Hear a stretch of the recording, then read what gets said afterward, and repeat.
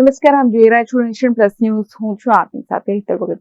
હવે ગુજરાતમાં સરકારી અધિકારી પણ સુરક્ષિત નથી તેવી ઘટના અમરેલી જિલ્લાના રાજુલા શહેરમાંથી સામે આવી છે. રાજુલા નગરપાલિકાના પ્રમુખના પતિએ ચીફ ઓફિસરને માર માર્યો હતો. જનજાગૃતિની જાહેરાત પત્રિકાને લઈને વિવાદ સર્જાયો હતો.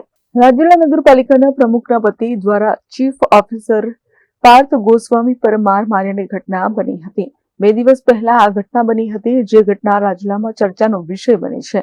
આ સમગ્ર વિવાદ જનજાગૃતિની જાહેરાત પત્રિકાને લઈ વિવાદ થયો હતો. મહત્વની વાત એ છે કે નગરપાલિકા પ્રમુખના પતિ મયુર દવે આક્રમક મૂડમાં આવીને ચીફ ઓફિસર પાર્થ ગોસ્વામીને માર માર્યો હતો. પ્રમુખના પતિ સહિત 2 લોકો મળી કુલ 3 લોકોએ ચીફ ઓફિસરને માર માર્યાનો ચીફ ઓફિસરે આક્ષેપ કર્યો છે. આ ઘટનાને પગલે નગરપાલિકા પ્રમુખના પતિ મયુર દવે અને ચીફ ઓફિસર પાર્થ ગોસ્વામી બંને રાજુલા સિવિલ હોસ્પિટલ ખાતે દાખલ થયા હતા અને સમગ્ર પોલીસ તપાસ હાથ ધરી રહી છે. ચીફ ઓફિસર જેવા અધિકારી ઉપર પાલિકા પ્રમુખના પતિ દ્વારા માર મારવામાં આવતો હોય તો સામાન્ય પ્રજાનું તો શું, એવા પ્રશ્નો ઉભા થયા છે.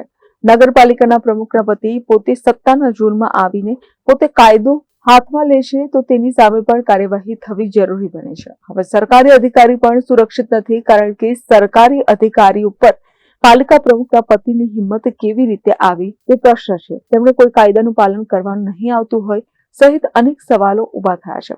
રાજુલા ભાજપ નગરપાલિકામાં સંપૂર્ણ ભારતીય જનતા પાર્ટીની સ્પષ્ટ બહુમતી છે. ભાજપ શાસિત નગરપાલિકા હવે વિવાદમાં આવી છે. જો કે આ ઘટનાએ રાજુલામાં ખળભળાટ મચાવી દીધો છે. હવે ઉચ્ચ અધિકારીઓ આ બાબતે યોગ્ય તપાસ કરીને પાલિકા પ્રમુખના પતિ સામે કાયદેસરની કાર્યવાહી કરવાની માંગ ઉઠી છે. આગામી સમયમાં જોવાનું રહ્યું કે કોઈ કાર્યવાહી થાય છે કે નહીં. ગઈકાલ તારીખ 26 ના રોજ નગરપાલિકાના પ્રેસિડેન્ટ પ્રમુખના પતિ મયુરભાઈ દવે એમને જુદા જુદા બાબતોનું મનદુખ રાખીને હું નિયમથી કામ કરતો હોય એ પસંદ ના હોય અને એમના માગણીઓ અલગ રોષ રાખી અમારા ઉપર સુનિયોજિત રીતે હુમલો કરેલ છે. ઈજાઓ સારી. સર, આ જે હુમલો કર્યો છે એમાં ખાલી એક જ વ્યક્તિ હતા, એક કરતા વધારે વ્યક્તિ હતા? શું? મયુરભાઈ દવે સહિત બીજા 2 કુલ 3 વ્યક્તિઓ મારી પર હુમલો કરેલો છે. આ અંગે તમે ફરિયાદ આપી હોય છે? આ અંગે મેં ફરિયાદ આપેલી છે. Dharmesh Mehta, Nation Plus News, Rajula.